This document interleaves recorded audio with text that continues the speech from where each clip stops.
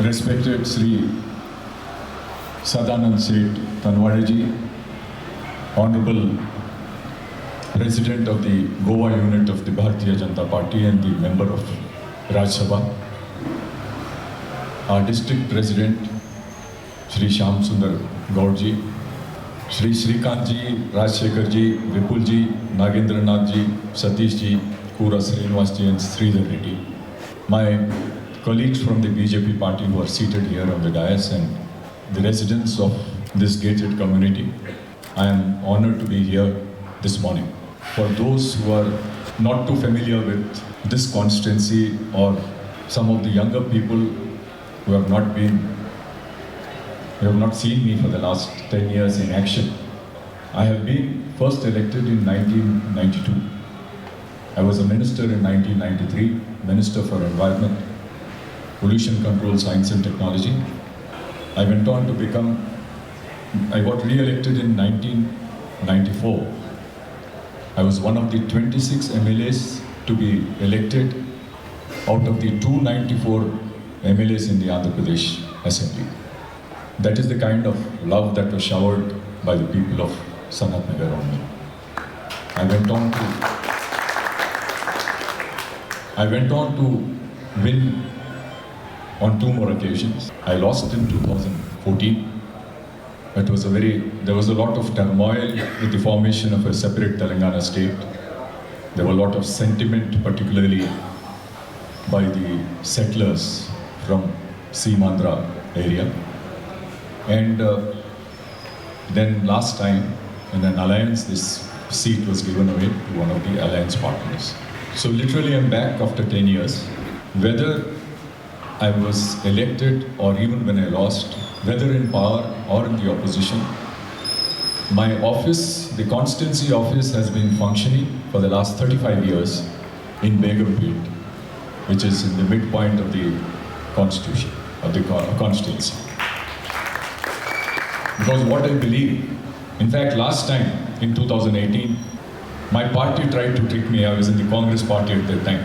They said the survey here is not good. They offered me a seat in Secunderabad. I said, I'm not asking for a seat. I asked for the Sanat Nagar seat because I have worked with the people here and people know me.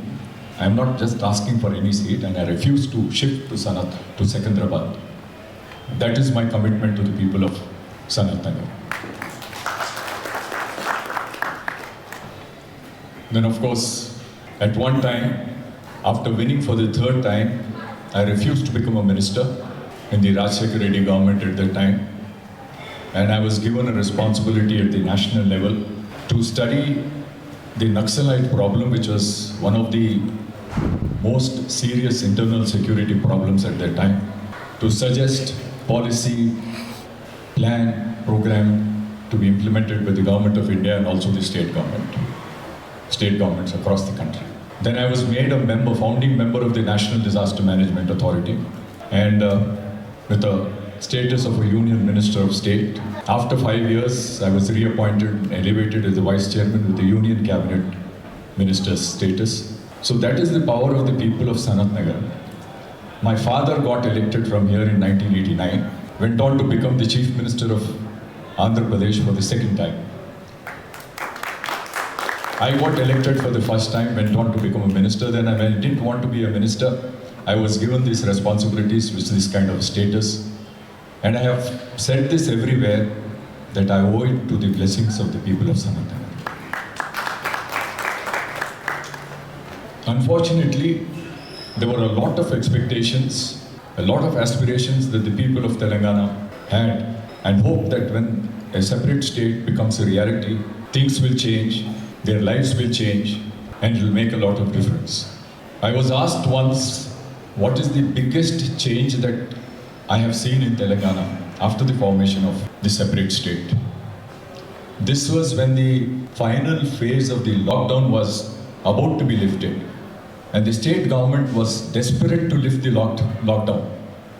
The reason for this is not the inconvenience that it is causing the people of the state. Lockdown has certainly been a question of a matter of inconvenience. But the state government was more than anything else keen that the sale of alcohol, the wine shops get started so that they generate income, so that they can pay, all these welfare measures can be taken care of. So what they have done is, I said the biggest difference I see is the sale of liquor in Telangana is highest in the country for a small state like Telangana. What have we done to these people of the state? I don't drink. I studied in the US for my master's. I don't drink, but there's nothing wrong in drinking. People have a drink, enjoy it, fine. But what are we trying to do? Convert people, make them, you're converting them into alcoholics. The women of the state are suffering. The number of deaths due to excessive consumption of alcohol in the state goes unnoticed. It is not reported. How people are suffering. Hyderabad, they have introduced toddy selling in Hyderabad. Where are the toddy trees, toddy palms in Hyderabad? But it is an avenue for people, unscrupulous people, to make money at the cost of the lives of people, poor people of the Hyderabad city, which cannot be tolerated and is not right. Now, right here, I know a lot of people are aware of it, but are afraid to speak about it. I've been talking about it. Right here, yes, I have seen the representation. I'll come to that. But what else is happening right here on the streets of Sanat Nagar? Gambling is being encouraged. Satta gambling is being encouraged. You have no idea of the number of youngsters who have become addicted. There was an article in the Deccan Chronicle newspaper a few months back, which had people in Benz cars are coming and playing habituated into this gambling. And once when it was pointed out to the police pleaded their helplessness because the people in power are behind it. Is this the kind of public representative that Sanat Nagar deserves? I don't think so. Any right-thinking person will have to apply his mind carefully. I have not come here to ask for votes for myself. And the BJP also, as Sadanandji has said, the great achievements that we have over the years, ever since our beloved Prime Minister Narendra Modi ji has taken over. We want to come in Telangana not because we are hungry for power. It is because of our commitment to the people of Telangana. They deserve a better life, they deserve a better deal, and not this kind of fear, rowdyism and gundaism that people not only in Sanat Nagar but everywhere in the state are being subjected to. And that I am not afraid to speak. I have never been afraid to speak against any injustice anywhere. So this is something that I would request all of you to think very carefully. I will still say vote for the best person because people deserve the best.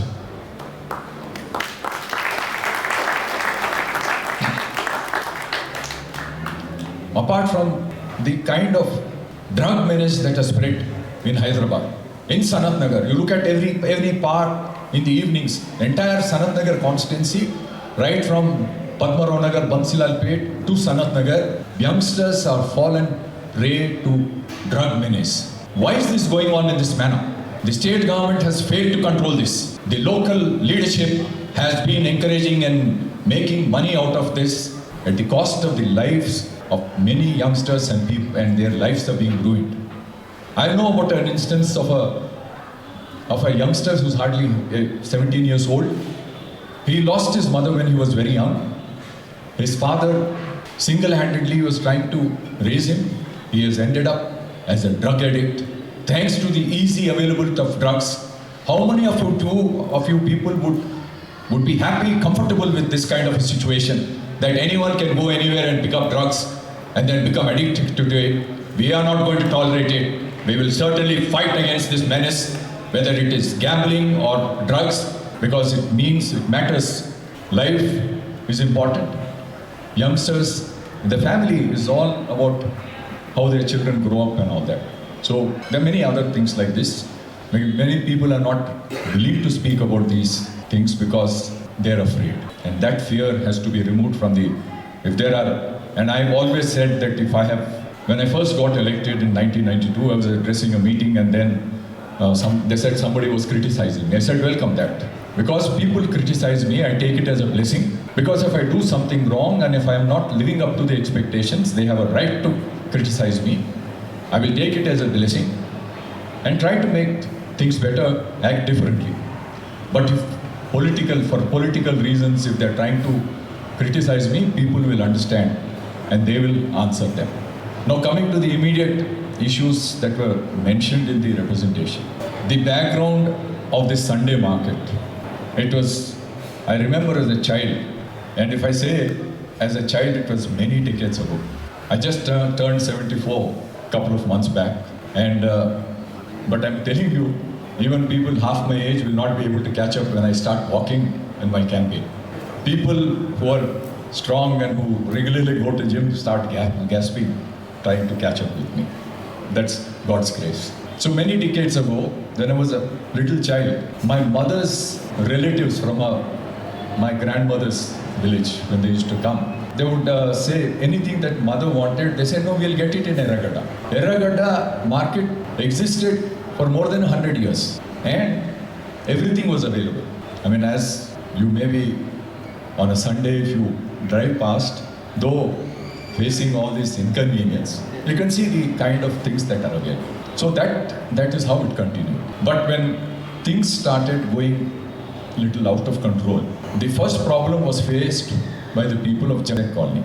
I was responsible, there are lorries coming and getting parked there. I was responsible for putting the girders and ensured that nobody entered that colony. That was not regulated. People are making money out of it. That's a different matter. That was not properly regulated. Then after 2014, when the present public representative got elevated as a minister, one day he closed it. He had no previous knowledge of what happened. The court had given a stay order, and that stay order said that they will continue till the municipal corporation finds an alternative place for them. That is, this man was not aware. It could have been a contempt of court. And when this came out, I am being blamed that I have encouraged it. I am certainly not one of those who would encourage any such act just to collect some money. I am not made like that. In my public life, over the past few decades, when I first got elected, I told, and I was felicitated, I told people that whatever I say and whatever I do, I will ensure that all of you will be able to raise your collar and walk with pride. Nothing that I say or nothing that I do will bring any kind of disrespect or shame to you. I have done that and I will continue to do that. So this was the issue. Now that became very handy to blame me. In Jack colony, I heard the speech of the minister when he came here without naming me. He said, they came with some stay order. High Court's stay order is not just any other paper. There is significance. It has some weight. But जी थोड़ा हिंदी में बोलूँ, ठीक है. तो high court का कोई stay order होता है, खाली कागज नहीं है. ये जरूर इसको मतलब ऐसे फाड़ कर फेंक नहीं सकते. उसके प्रोसीजर्स होते हैं, उसको कैसे डील करना है. मैं ये पूछना चाहता हूँ उस महाशय से कि करीब 10 साल तक यहाँ पर रहे, पावर में रहे, लेकिन इस पर कार्रवाई क्यों नहीं किया? ये इसीलिए नहीं किया कि कुछ ना कुछ बहाने से मुझे ब्लेम कर सके. मुझे ब्लेम करने के लिए, लोगों को इनकन्वीनियंट देने के लिए वो पीछे नहीं हटेंगे. तो इस तरह से काम होता है. मैं ज़रूर इस पर क्या करना चाहिए, it is not just something overnight, not something act has expanded, it has come here. We will work out a solution how things can be made better for you, if not totally eliminated. I am for the convenience of all the residents. They deserve this kind of a convenience. We'll definitely work, I can assure you on that.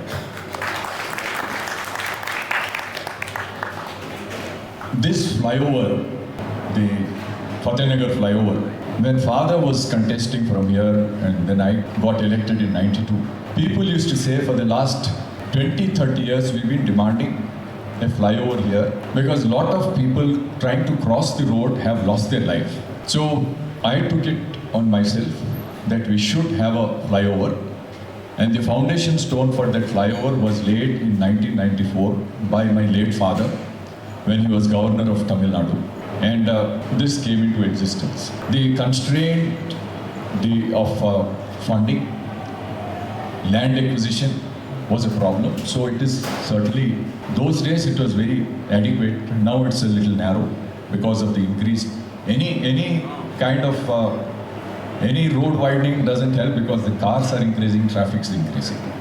So we need to examine how this can be expanded, and also the petty vendors who are there. There has been an act of petty vendors, that is to regulate petty vendors. Space has to be provided.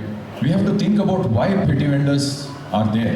Who is feeding them, in the sense, who are the consumers? It is the people who are buying things from them, so they are doing that business.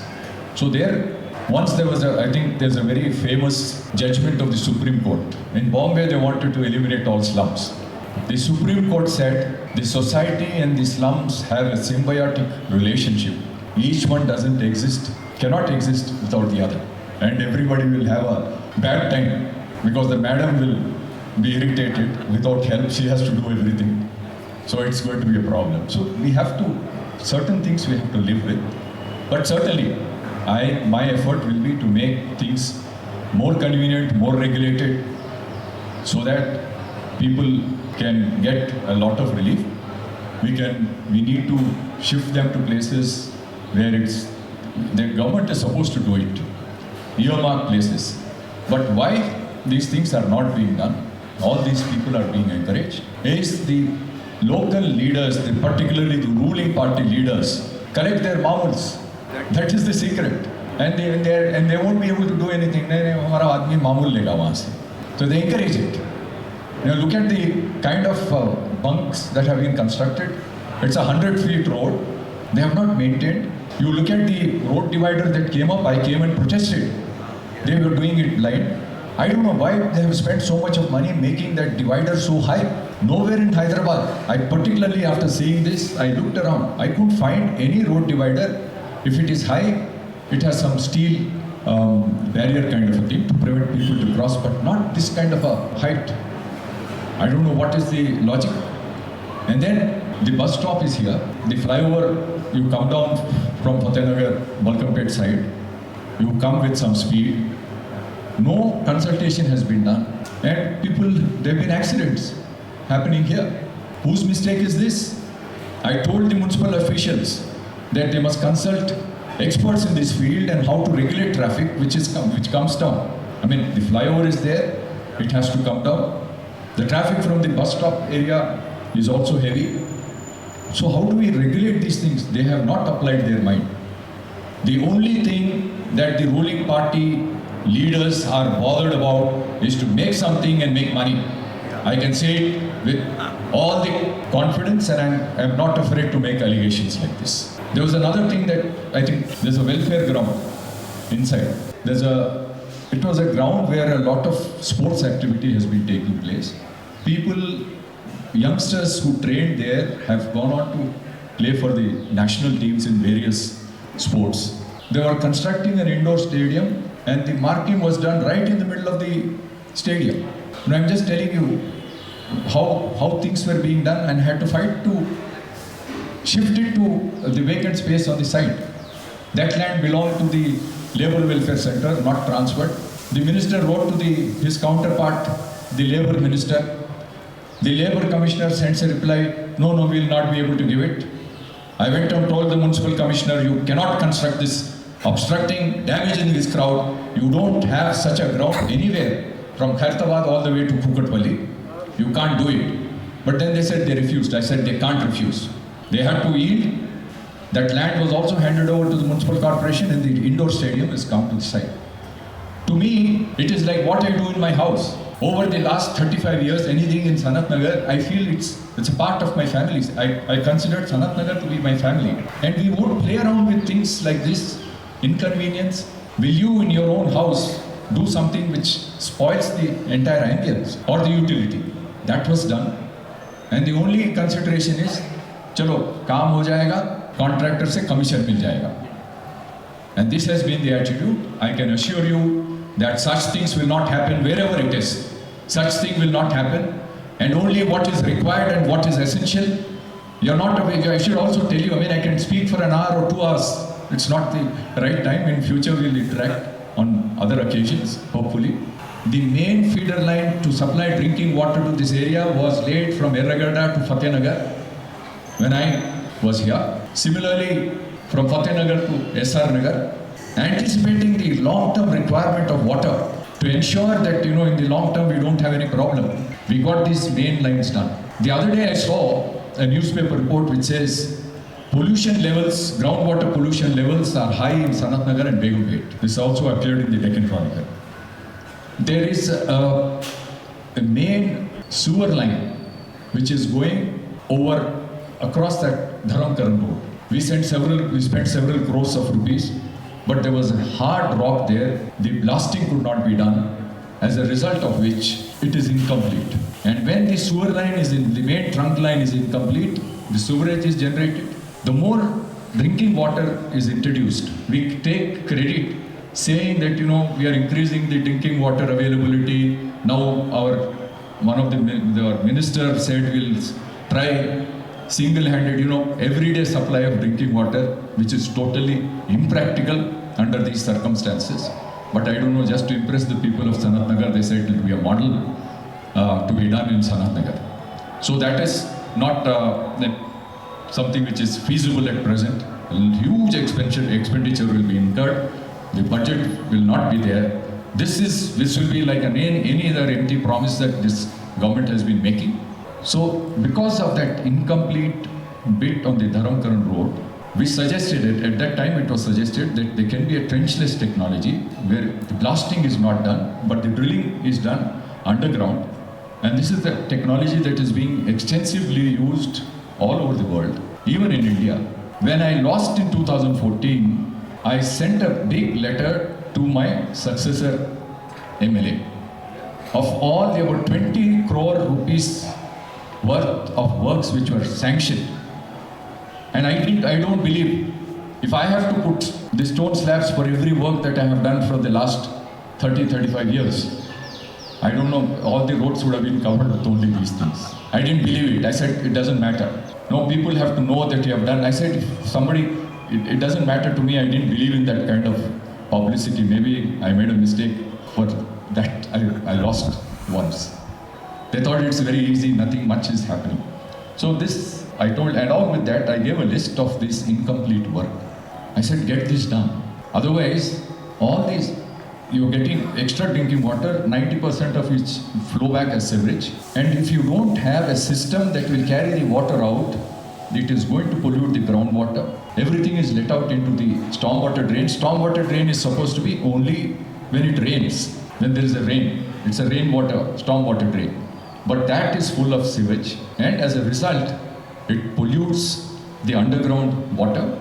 And who's going to suffer for this is everybody. Now, these are things which we need to apply our mind. One more thing I would like to mention. When the SRT quarters in Sanat Nagar, when it was constructed, I think the early 50s, this was called the biggest labor colony in entire Asia. Very well planned. You look at all the open grounds. If I was not in Sanat Nagar for 35 years, starting back from father's time, most of these grounds would have been totally encroached upon. I ensured that not a single ground is touched. We developed parks, and when the drainage, sewerage and water connection were laid in such a way that it passed from one house to another, not on the road. The normal ideal thing is every house will send it, dispose it through a pipe into the main line on the roadside. It didn't have it. The World Bank people sanctioned a project, and they asked the engineers, where should we do it? Because it was 1 crore in 1996, 1 crore. And the engineers suggested, do it in Sanat Nagar, nobody will trouble you. The contractors will not be troubled. So that was done. The lines were brought out. This is the kind of, 1 crore, you can spend money, but how well it is utilized. How well it helps improving things. Not just spending money, you lay this road, you lay a blacktop road, it gets damaged. You lay a cement road, which they dig up. Expensive roads are being dug up. When roads are being laid for months together, it is left incomplete. The water, sewerage, and stormwater drains are damaged. There are new roads which are dug up because they were not done properly. Who is responsible for it? Yes, the officials are responsible, but the people who are public representatives have an important role, and they have totally neglected these things. So these are things which are essential. If you're constructing your house, would you allow such a thing to happen? You ensure that everything is in its place and then do the final work. You won't like digging up, once you lay your driveway into the house or your own flooring, you won't like to dig it up every other day. You ensure that all the things which go underground are well taken care of. Well, I think I can go on like this. The Amirpet to Balgampet, that main road, that was 1992-93. It was in a very bad shape. 60 lakhs was spent on that. And it was made into 10 small bits, 6 bits, not exceeding 10 lakhs. So that different contractors are given this work and the work can be speeded up. Somebody told me, sir, I believe that contractor is Shashidhar Reddy and he says he is related to you. I said the only criteria, if he is a relative, is related to me, I will accept it only if that quality of that work is better than what the others are doing. Not just because he is a relative, we can ignore and he can misuse public money. So these are the kind of standards that I have set for myself. This is what I have inherited from my illustrious father. After so many years in public life, I can say it with pride that there is not a single thing that can be pointed out against me. So when my opponents have to criticize me, they use very flimsy reasons.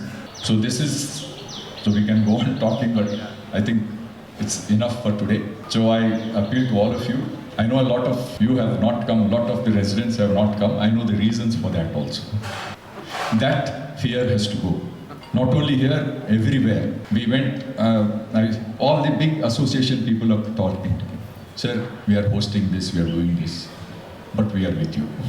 And I also hope that all of you and those who have not come here for various reasons will also be with me. And I will be there available. I will give 2 instances before I conclude. The American ambassador to Nepal was with me when I was the vice chairman of the Disaster Management Authority. They are concerned about earthquakes in Nepal because if there is an earthquake, they didn't want China to come and play a major role. India should play a major role. That was their concern. We had done outstanding work in the Disaster Management Authority. International organizations recognized that. There were many important people coming and visiting us in compliment, and as a result, this gentleman had come. While I was talking to them, I never give my phone to my staff, PA or anybody. I always carry it with me. And the number is 98480-46677. And I saw a number, I was getting a frequent ring from one particular number.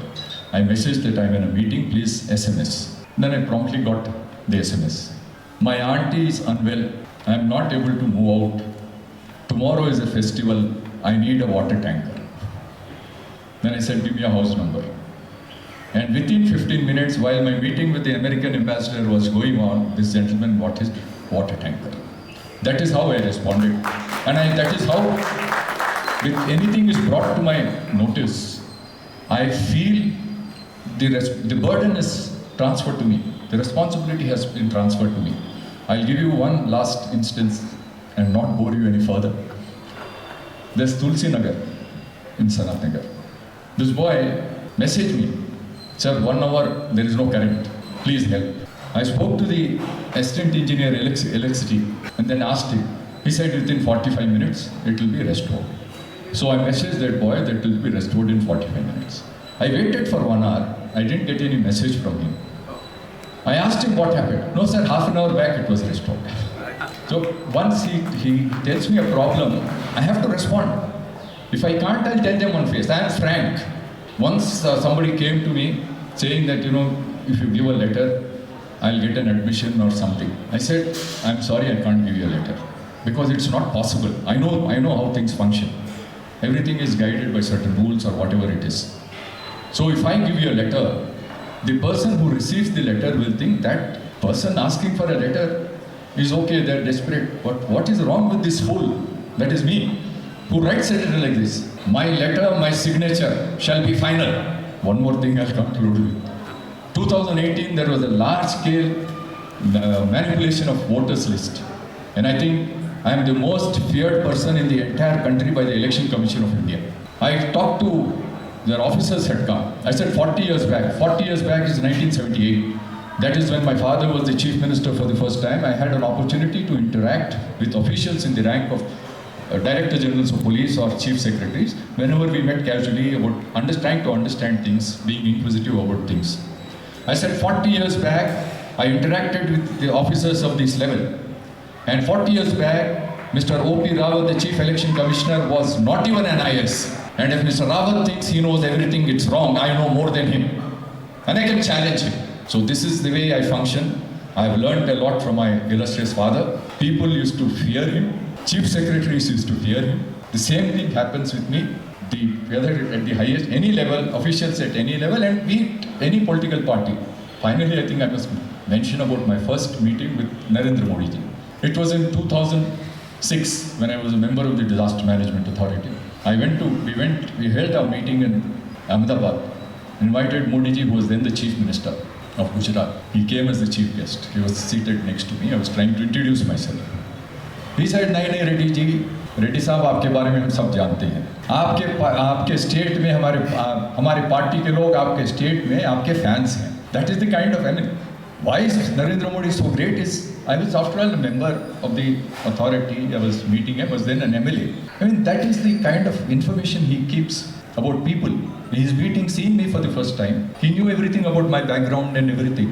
And of course, I was invited as a chief guest at an international conference on earthquake reconstruction, 10 years after the Bhuj earthquake. Chief Minister Narendra Modi was inaugurated it, and I was the chief guest at that function. So my association with Modi ji goes back a long time.